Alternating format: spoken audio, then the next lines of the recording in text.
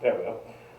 Welcome back. We're in our third session for Ecclesiastes, the second book in our series on wisdom literature.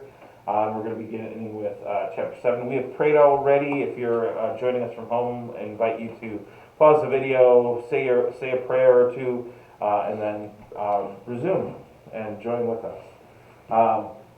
So far, we are exactly halfway, by chapters at least, through the book. And we started out with a very pessimistic Qohelet, teacher, instructor, preacher, whatever we want to call him, who at first started to push at nothing means anything, right? That was sort of the initial position. And in the last couple of chapters, he's turned that around a little bit and suggested that, well, there is some good in wealth, there is some good in pleasure, there is some good in toil and experiences. And yet he still keeps coming back to this idea of we all die, so does it really have any meaning at all in the end? So Ecclesiastes can be a little frustrating at times because of this position.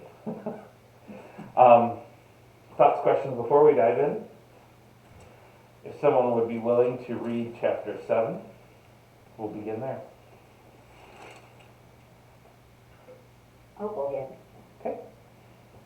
Wisdom. A good name is better than fine perfume, and the day of death better than the day of birth. It is better to go to a house of mourning than to go to a house of feasting. For death is the destiny of everyone. The living should take this to heart. Frustration is better than laughter, because a sad face is good for the heart. The heart of the wise is in the house of mourning, but the heart of fools is in the house of pleasure. It is better to take heed the rebuke of a wise person than to listen to the song of fools. Like the crackling of thorns under the pot, so is the laughter of fools. This too is meaningless.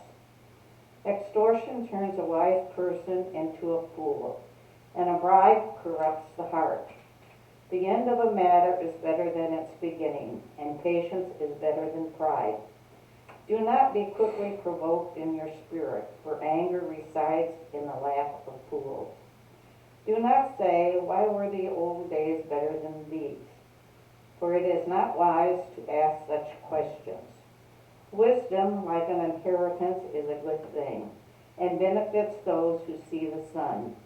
Wisdom is a shelter, as money is a shelter. But the advantage of knowledge is this: wisdom preserves those who have it. Consider what God has done. Who can straighten what he has made crooked? When times are good, be happy, but when times are bad, consider this: God has made the one as well as the other. Therefore, no one can discover anything about their future. In this meaningless life of mine, I have seen both of these: the righteous perishing in their righteousness, and the wicked living long in their wickedness. Do not be over-righteous, neither be over-wise. Why destroy yourself? Do not be over-wicked, and do not be a fool. Why die before your time?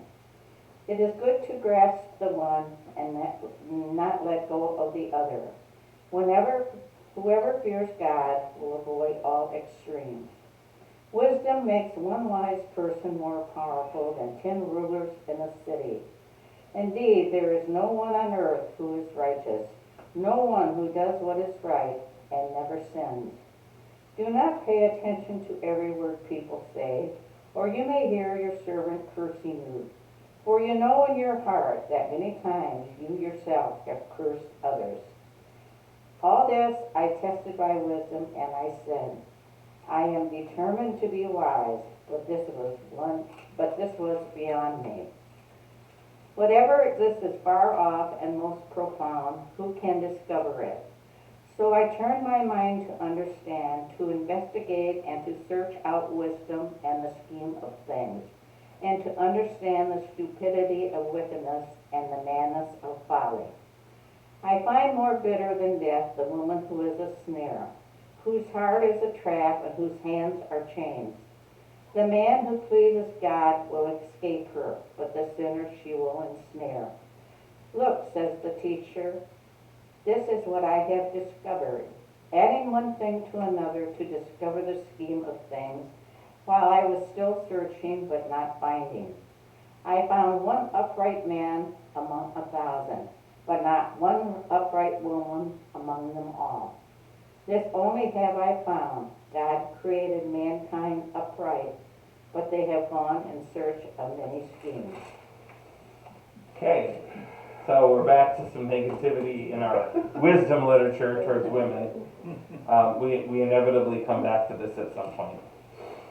But I want to break this down into two sections. First, the sort of poetic beginning, and sort of talk about that. Qohelet has an interesting philosophy here. So a good name is better than precious ointment. That might seem like a weird comparison for us.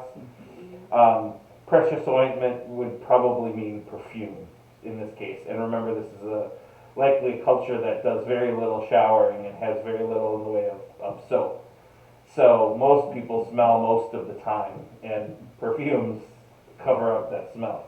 So it's better to walk around stinking and have a good name than to walk around smelling nice, is what he's suggesting.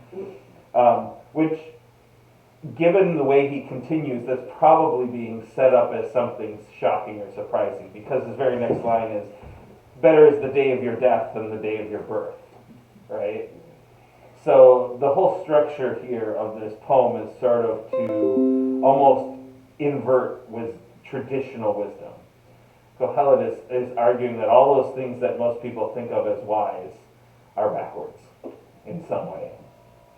Or maybe he's being sarcastic. But yeah, it's better to go to the house of mourning than the house of feasting. Who would rather, go sit in a corner and weep than go out to dinner?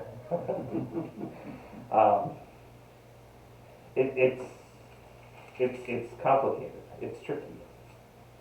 And you can see again why some people label Qohelet as being simply pessimistic. Any of those that seem weird or strange or jump out at you as we were reading through them? No, it's like you said, everything is backwards. I mean, hurry up and get on to your death. Yeah, almost. Yeah.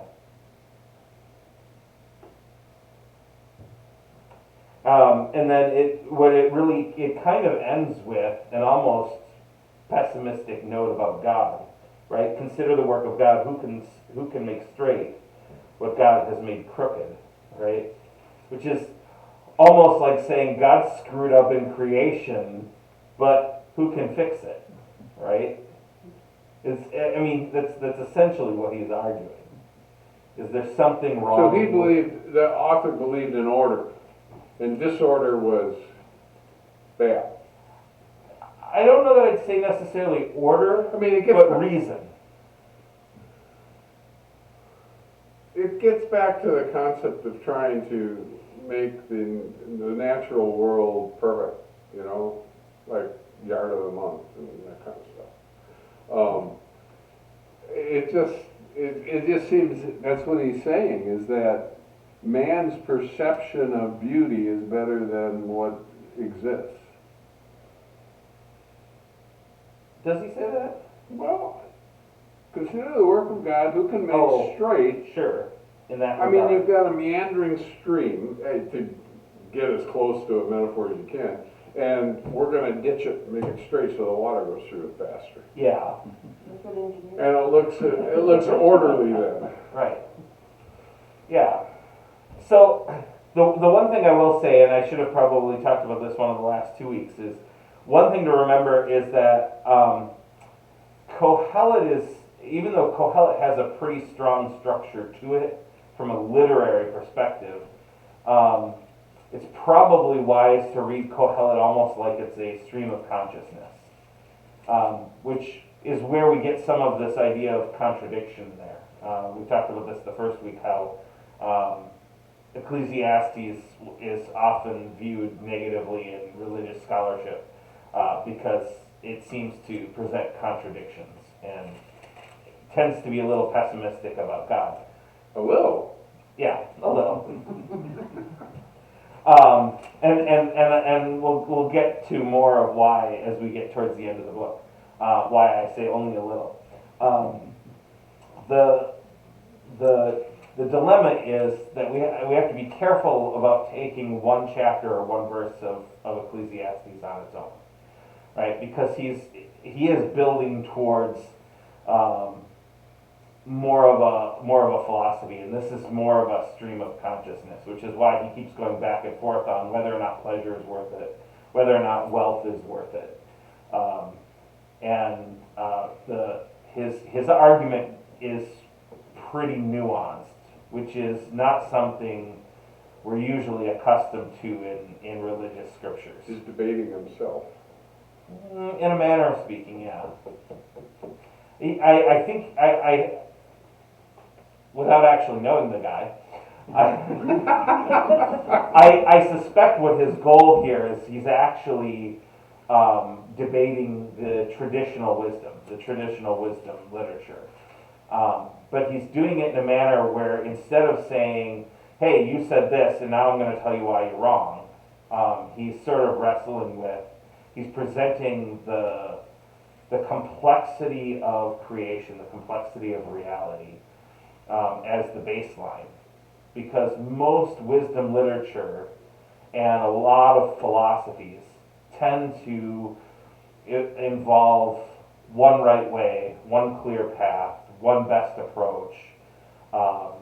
Solutions are always black and white in philosophy and wisdom literature. I shouldn't say always, but the vast majority of the time. It's one of the reasons why Qohelet is so different from other wisdom writers and philosophers. It's because he's not coming right out and saying, look, I'm going to give you the answers, right? And so to do that, he's setting up the reality of the complexity of creation of the world. And so when he says, consider the work of God, who can make straight what God has made crooked, which seems to imply there's something wrong with what God made, is he actually being critical of God, or is he setting up the complications of creation that God didn't make everything clean, neat, and orderly the way we would want it? So is the critique of God, or is the critique of us that we would deign to make straight what God makes crooked?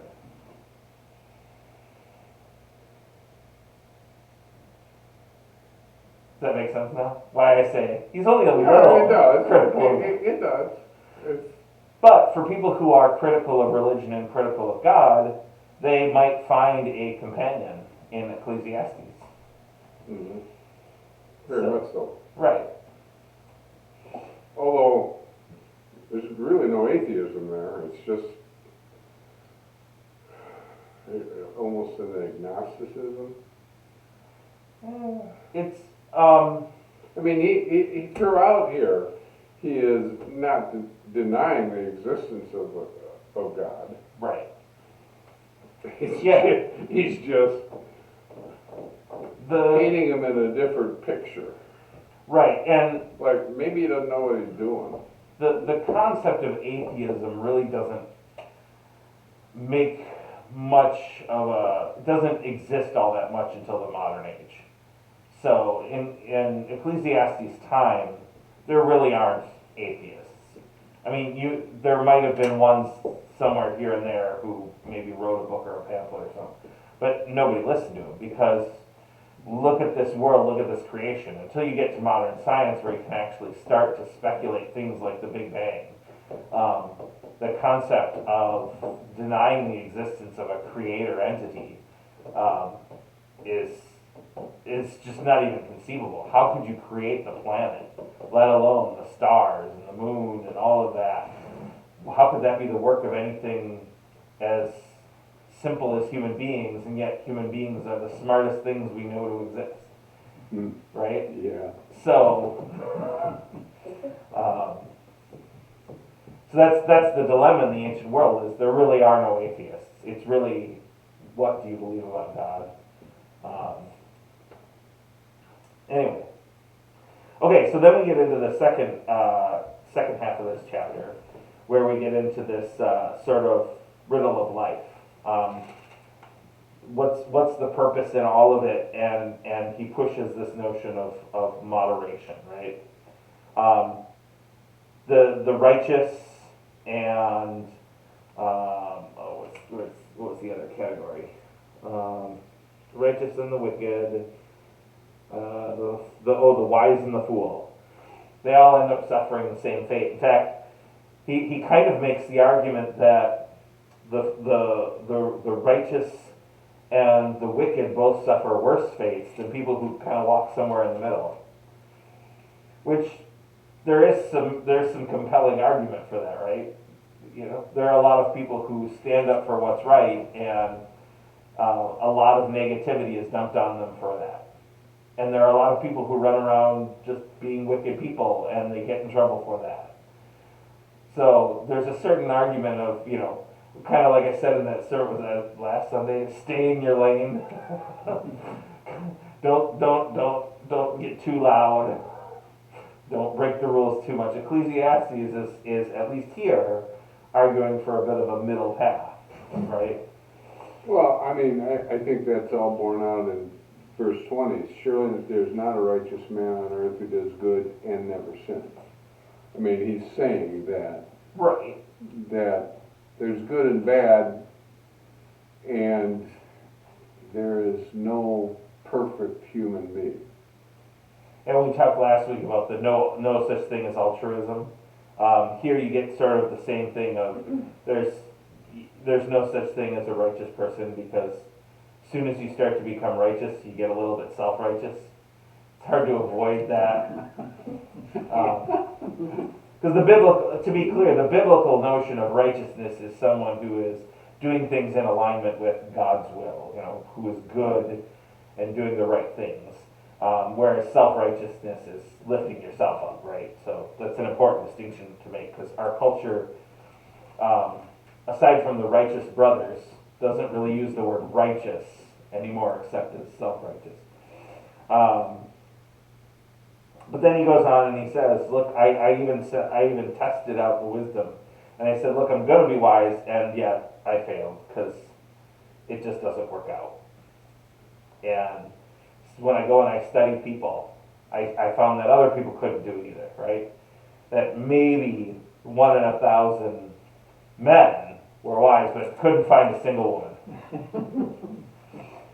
Well, I mean, part of the dilemma there is you have a culture that probably didn't educate women at all. So, not really a fair comparison in that culture. But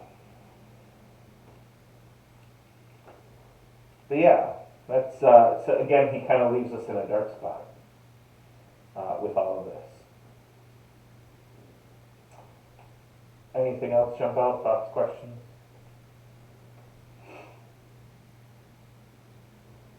Otherwise, if someone would pick up with 8. I'll do it. Who is like the wise man, and who knows the interpretation of a thing? A man's wisdom makes his face shine, and the hardness of his countenance is changed. Keep the king's command, and because of your sacred oath, be not dismayed. Go from his presence, do not delay when the matter is unpleasant, for he does whatever he pleases. For the word of the king is supreme, and who may say to him, what are you doing? He who obeys a command will meet no harm, and the mind of a wise man will know the time and way. For every matter has its time and way, although man's trouble lies heavy upon him. For he does not know what is to be, for who can tell him how it will be? No man has power to retain the spirit, or authority over the day of death. There is no discharge from war, nor will wickedness deliver those who are given to it. All this I observed while applying my mind to all that is done under the sun, while man lords it over man to his hurt. Then I saw the wicked buried. They used to go in and out of the holy place, and were praised in the city where they had done such things. This also is vanity, because sentence against an evil deed is not executed speedily. The heart of the sons of men is fully set to do evil. Though a sinner does evil 100 times and prolongs his life, yet I know that it will be well with those who fear God, because they fear before him. But it will not be well with the wicked, neither will he prolong his days like a shadow, because he does not fear before God. There is a vanity which takes place on earth, that there are righteous men to whom it happens according to the deeds of the wicked, and there are wicked men to whom it happens according to the deeds of the righteous. I said that this also is vanity, and I commend enjoyment. For man has no good thing under the sun but to eat and drink and enjoy himself. For this will be with him in his toil through the days of life which God gives him under the sun. When I applied my mind to know wisdom, and to see the business that is done on earth, how neither day nor night one's eyes see sleep, then I saw all the work of God, that man cannot find out the work that is done under the sun. However, much man may toil in seeking, he will not find it out. Even though a wise man claims to know, he cannot find it out. Okay. So yet we end with a reinforcement of how we ended the last chapter. There's no way to know everything that's happening. You can't be wise, despite how many people will claim to be, because it's not possible to have a full grasp of everything that's going on. This is kind of similar to the way Job ends, right? God asking, "Were you there when I laid the foundation of the earth, and when I told the seas you could come no farther," right? So you can't possibly know everything, and if you can't know everything, how can you be wise? I didn't realize there was a verse in the Bible so close to eat, drink, and be merry, but there it is. Yeah. Oh yeah.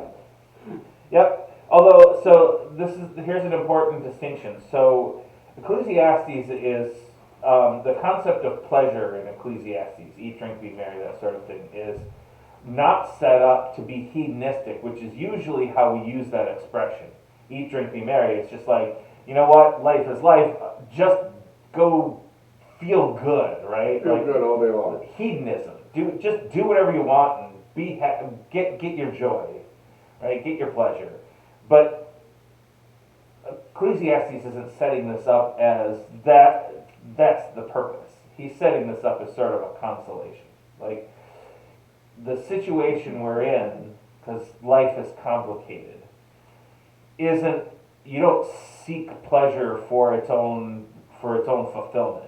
It's the consequence of the complication of life.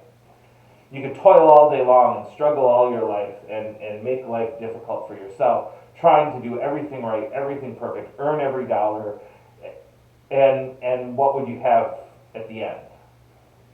You would have toiled, you would have struggled and suffered the whole time, and you still end up dead, right? So there's nothing that gives you permanent gain in life. It's sort of his argument. Everything is temporary. So, might as well find some pleasure in life. It's consolation rather than purpose, which is the distinction between Ecclesiastes and hedonism. So, but yeah, you're right. The verse is there if we take it on the way he presents it. We open with an interesting part to this chapter, the relationship to the king, and here the king is not God, nor Elvis. Of course, this is a world where you only have kings. There's no other than Greek democracy, but I don't think Ecclesiastes is aware of that. Can you take apart verse 3 for me? Go from his presence, do not delay when the matter is unpleasant, which is absolutely true. For he does whatever he pleases. Who does whatever he pleases? The king does whatever he pleases. So why does that have anything to do with approaching his tax aggressively?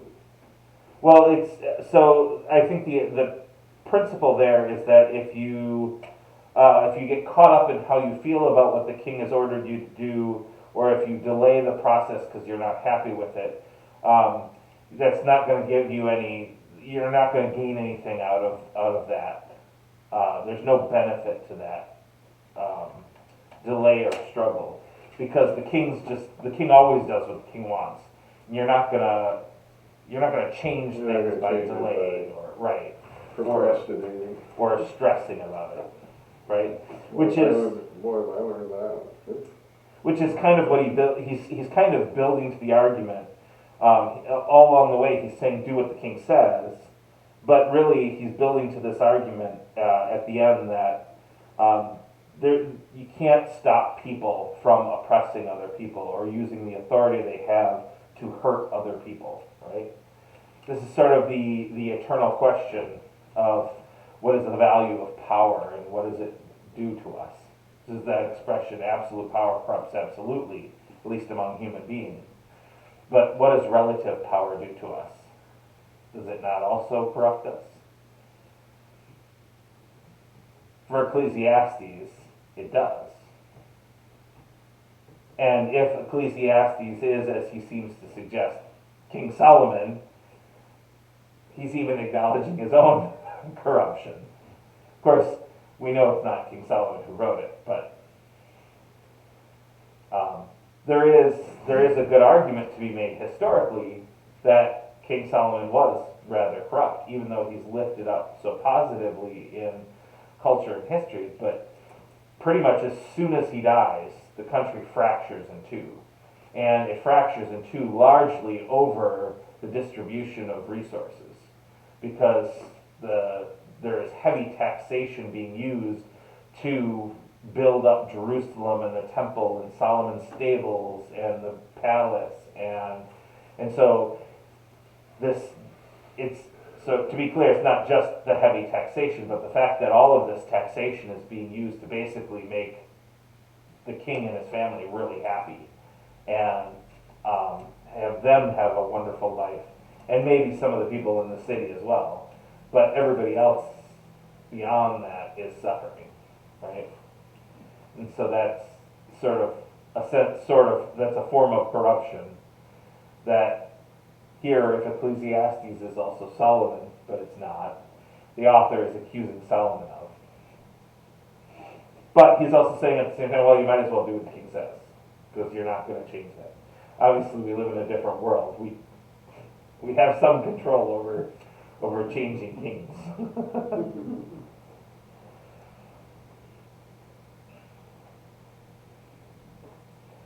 Anything else? Thoughts, questions? Anything jump out?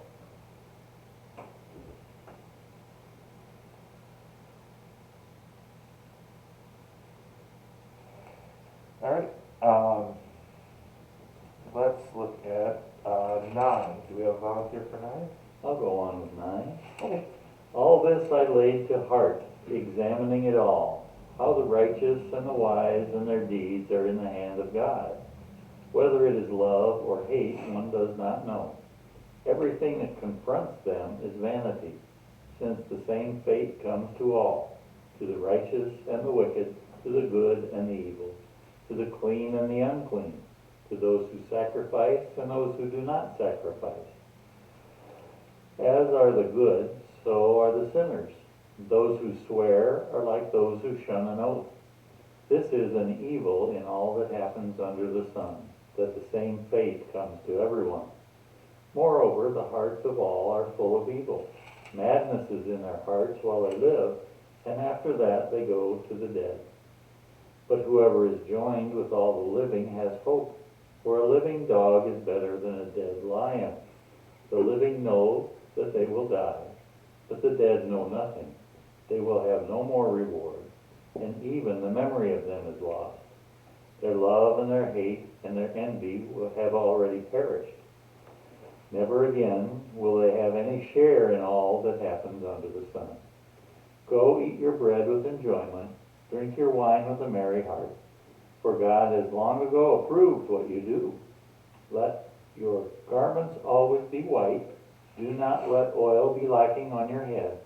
Enjoy life with the wife whom you love, all the days of your vain life that are given you under the sun, because that is your portion in life, and in your toil at which you toil under the sun. Whatever your hand finds to do, do with your might, for there is no work or thought or knowledge or wisdom in Sheol, to which you are going. Again I saw that under the sun the race is not to the swift, nor the battle to the strong, nor bread to the wise, nor riches to the intelligent, nor favor to the skillful. But time and chance happen to them all. For no one can anticipate the time of disaster. Like fish taken in a cruel net, and like birds caught in a snare, so mortals are snared at a time of calamity when it suddenly falls upon them. I have also seen this example of wisdom under the sun, and it seemed great to me. There was a little city with few people in it. A great king came against it and besieged it, building great siege works against it. Now there was found in it a poor wise man, and he by his wisdom delivered the city. Yet no one remembered that poor man. So I said, wisdom is better than might, yet the poor man's wisdom is despised, and his words are not heeded. The quiet words of the wise are more to be heeded than the shouting of a ruler among fools. Wisdom is better than weapons of war, but one bungler destroys much good. Okay. So there's a good chance that this is one of those marking errors. The people who marked up the chapters, those last two verses may actually belong with the grouping that follows in 10. But it kind of fits in because he's talking about this parable of a wise man in a besieged city. So yeah.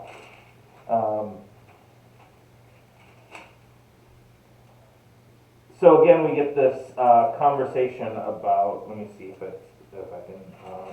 Eat, drink, and be merry. Well, somewhat. But what I want to highlight is the passage that made everybody laugh. It's better to be a living dog. Or it's better. Where did it go? There it is. This is 4.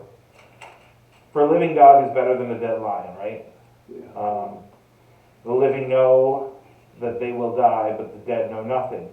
So all of a sudden, again, this seems like a contradiction. He said the day of your death is better than the day of your birth, and yet now here he's saying it's better to be alive than to be dead. Stay in a lane, Ecclesiastes. But he's not gonna, right?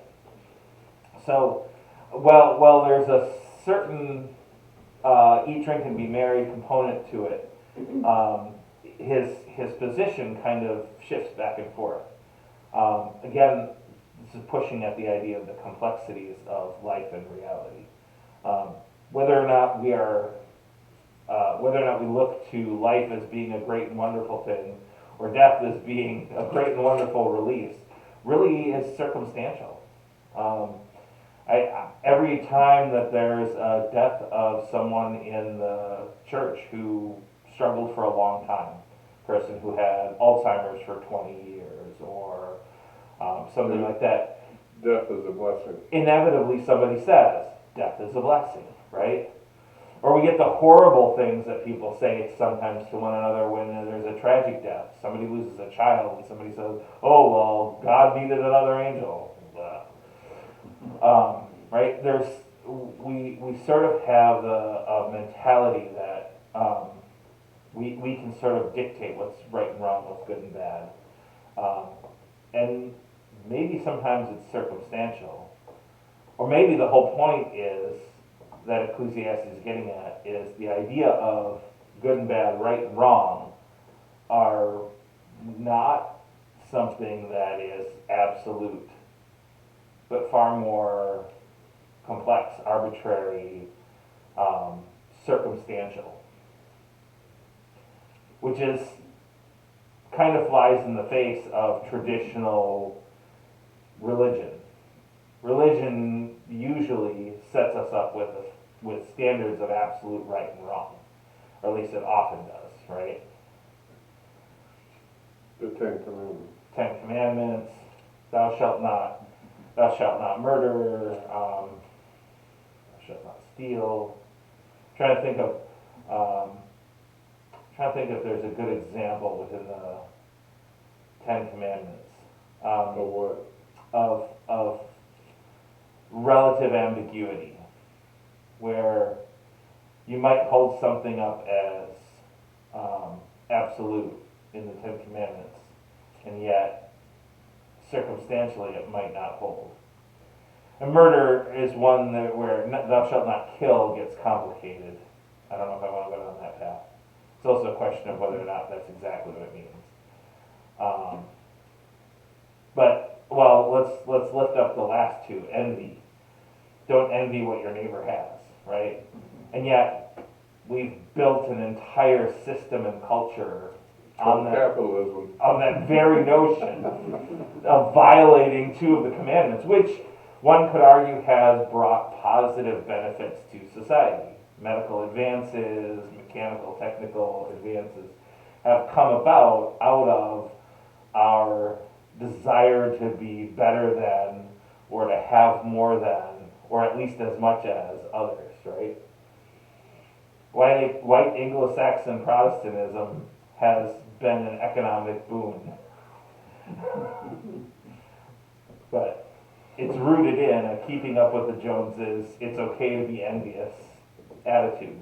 And while I don't think too many Christians would come right out and say, Christianity is good because it breaks two of the Ten Commandments, the reality is that's a significant component of the idea of capitalism. No, and the other side of that argument would be that socialism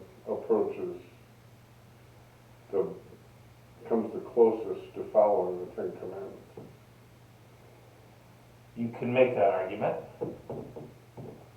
I think it gets complicated because when we get into these conversations, part of the biggest challenge we have when we get into conversations about governmental and economic systems is we have a tendency to conflate the two. So we often conflate democracy and capitalism with one another in the United States.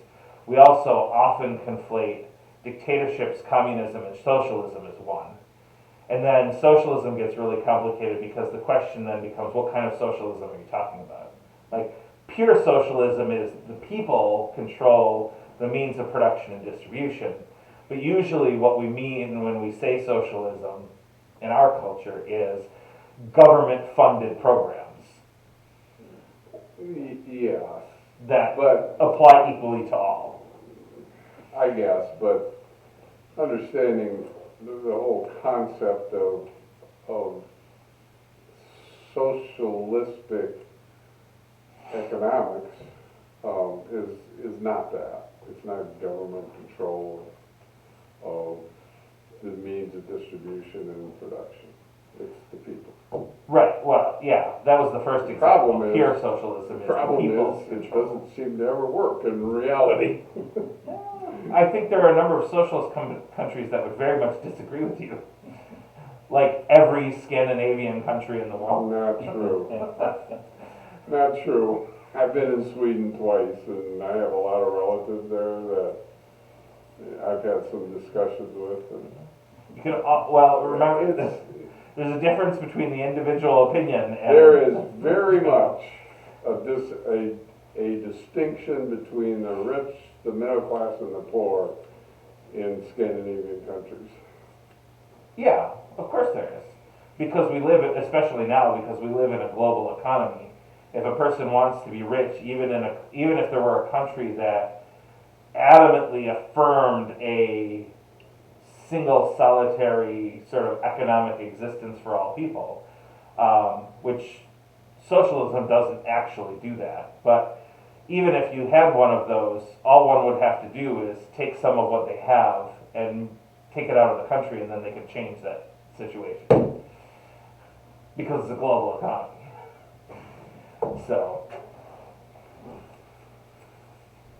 Anyway,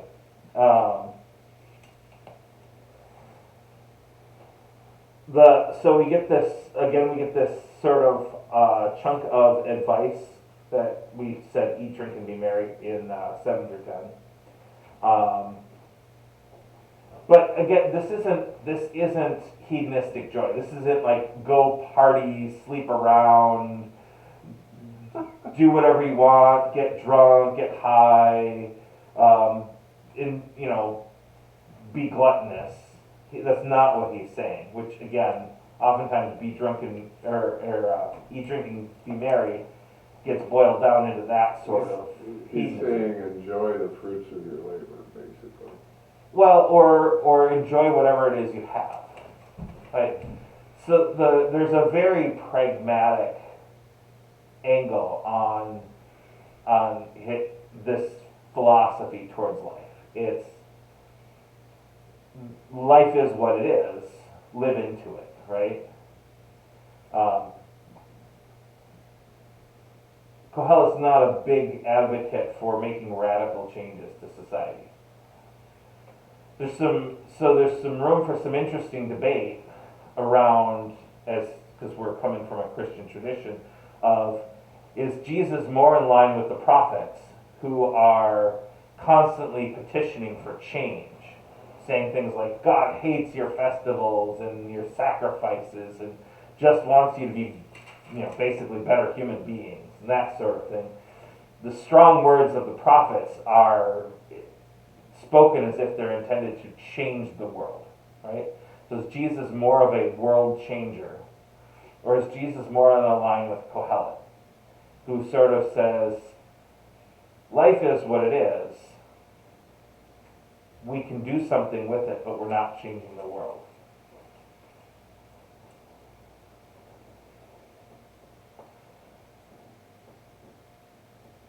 I think most Christians view Jesus as a world changer. Yeah. Most of Jesus' followers view Jesus as a world changer while they were following Jesus. And yet, one of the reasons a lot of people fell away from Jesus' following at the end, after he died, was because they believed he was the Messiah and was going to change everything and end the oppression of Rome and change the world. And yet, did anything really change?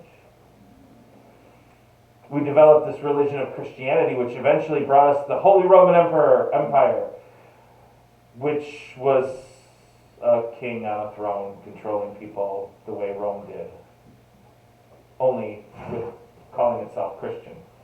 And in fact, around that time period was also the time period when popes assassinated each other and had children with prostitutes and squirreled away illegitimate children, and people used money to vie for seats as cardinals and bishops to have more influence in society.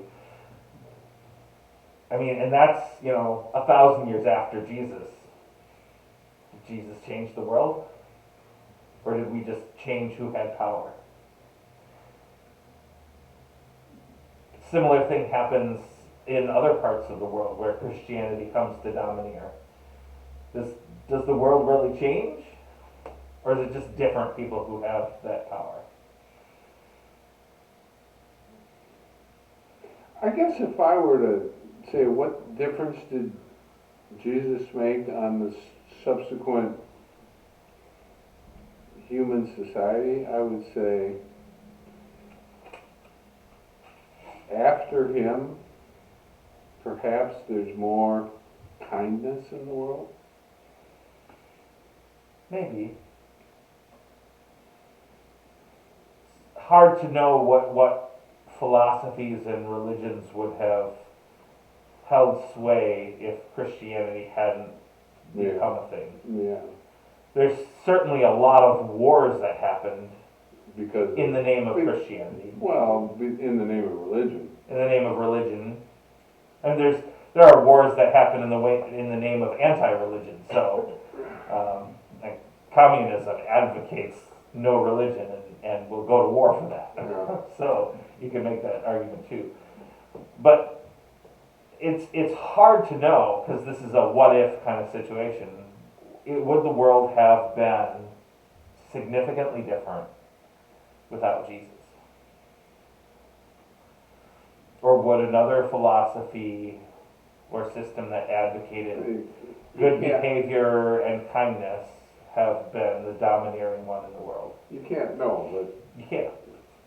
the word of Jesus is known to 2 billion people, Yeah. and his message is one of love. So Usually. what? Usually. I mean, he did take the whip into the temple and whip the animals. In the name of love. No, in the name of God. He did it in the name of God, and was angry that the people were polluting God's house. Right? Right. That wasn't.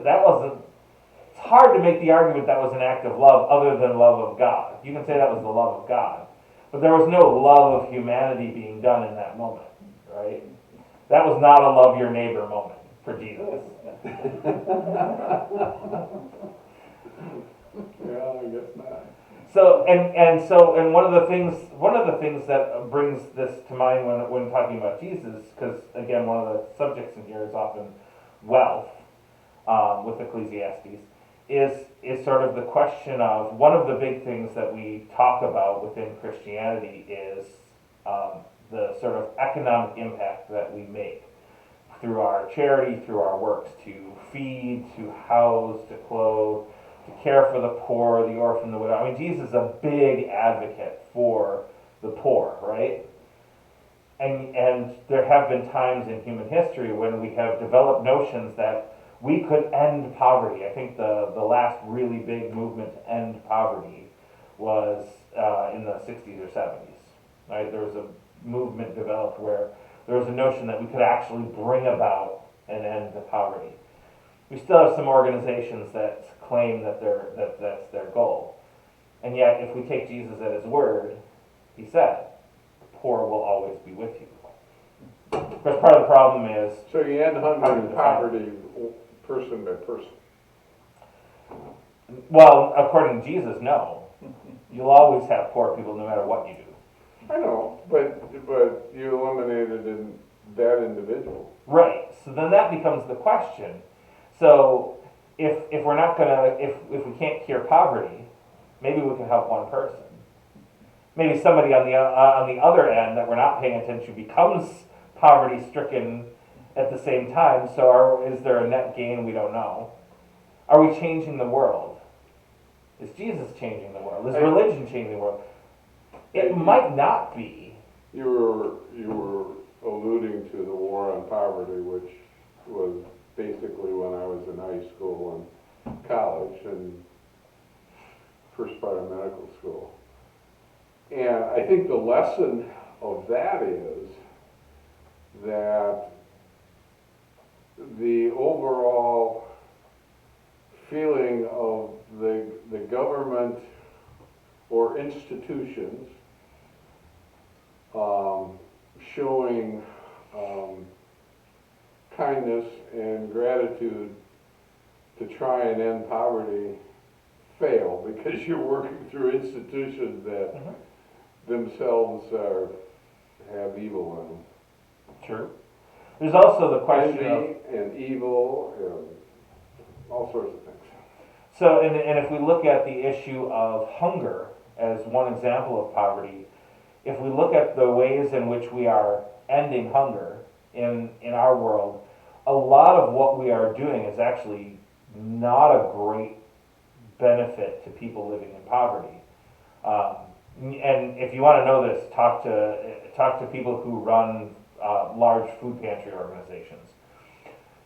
The average person is much more interested in giving a bag of groceries that costs $50 to a food pantry than they are in donating $20 to the food pantry. Even though most food pantries and food and feeding organizations can buy 10 times as much food with that $20 as you donate with your $50 bag of groceries. And when we donate groceries, what the average person donates tends to be carb heavy, salt heavy, and generally very unhealthy. And so we're getting food into the stomachs So of what's the people. motivation for that? Feel good. I felt good because I donated my giving money Or to is it something the tax doesn't always policy? feel as good. But what's that? Is it tax policy? Well, I no. give a $50 donation of a bag of groceries, I can write off $50. Or if I give them $20, I only get to write off $20. Well, then why not give them $50 cash? Yeah. Because then you get to write off $50. But so to support your argument, the downside is if I give $50 worth of groceries, I can say I gave $100 worth of groceries and nobody can argue with me. So there is that side of it. But let's assume that people just aren't just being tax dodgers and corrupt when they do this. The dilemma is still you're spending the same amount of money. Let's assume the dollar amount's the same. If you're still spending the same amount of money, it's easier to give cash than to go to the store, buy the food, then take it to the food pantry, right? And yet, for some reason, we feel better about giving physical food than money, even though it's less effective and usually less healthy. And one of the side effects is that while we are putting food in stomachs, we're also driving people towards debt because our medical system is so expensive that if you give people lots of salt and carbs, and that's their primary source of food, you're basically putting them in the hospital. I mean, are you putting them in the hospital faster than if they had no food? Probably not. But we're not really helping the problem with a lot of our solutions. Exactly. But getting back to, is Jesus a world changer, or is Jesus more like a Qohelet? I think there is room to argue, and I'm not saying this is exclusively the case, because I know how much everybody wants Jesus to be a world changer.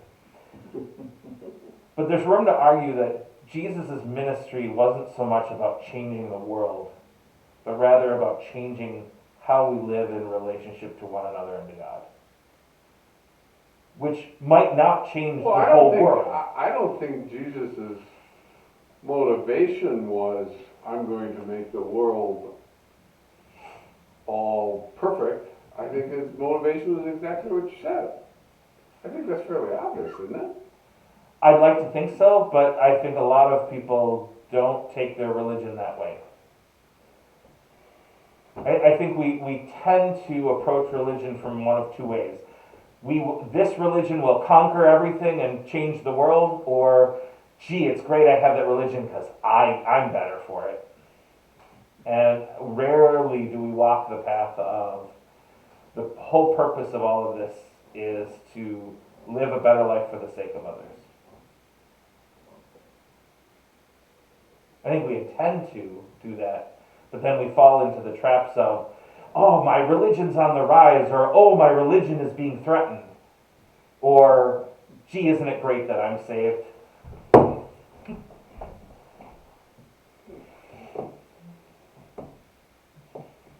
But the dilemma there is it's human nature.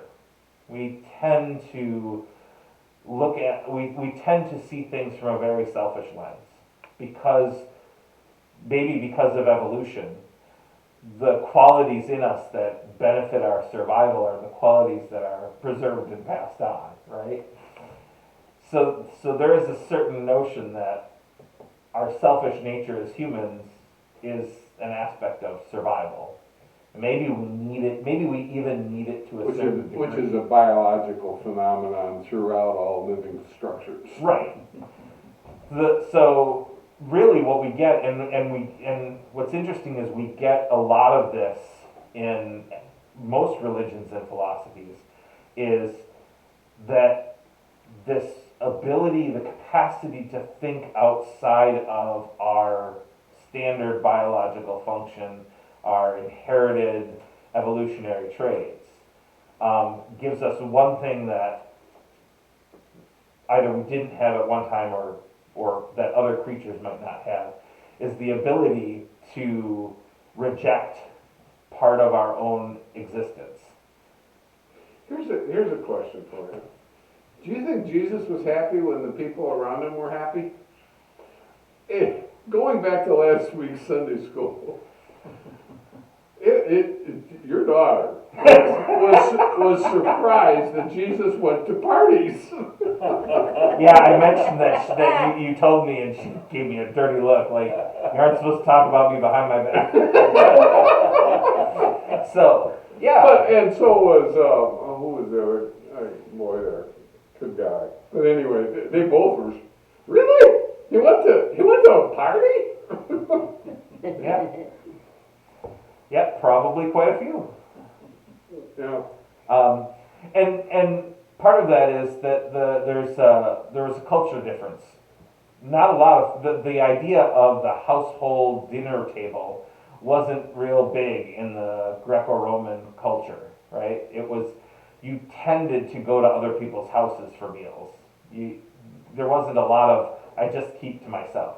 The idea of community was much more expansive. The idea of family was much more expansive than what we have today.